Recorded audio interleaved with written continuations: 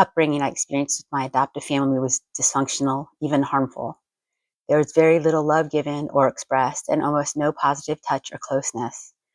As a result, I put myself in therapy, which I continue to this day.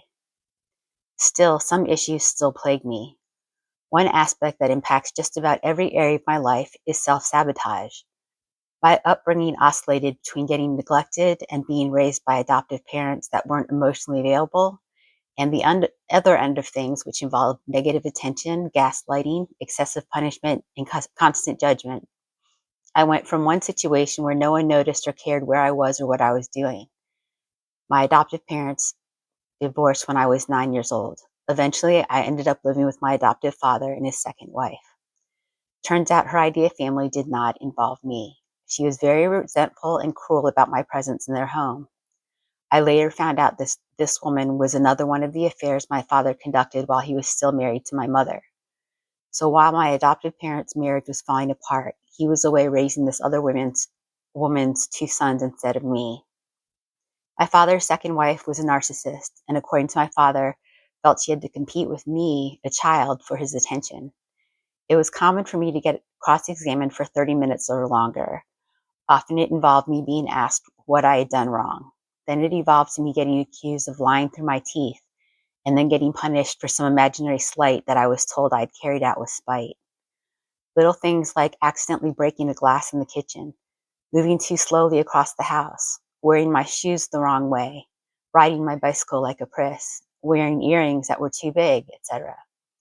I was taught that I could do nothing right, that I would be held responsible for things that were not my doing, and I was expected to fix the situation right then and there, when there was absolutely no way to appease my father's second wife.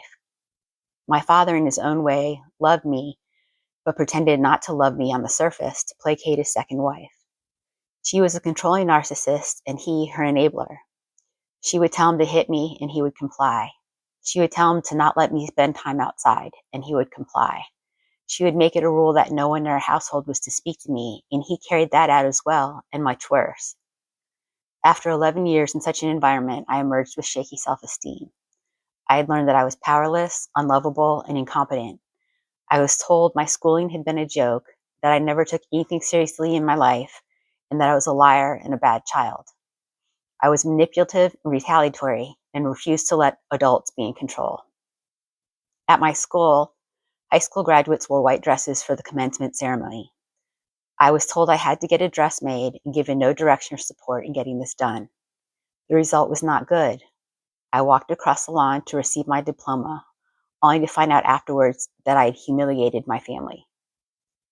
Afterwards, we left immediately. I wasn't allowed to say goodbye or congratulations to any of my classmates.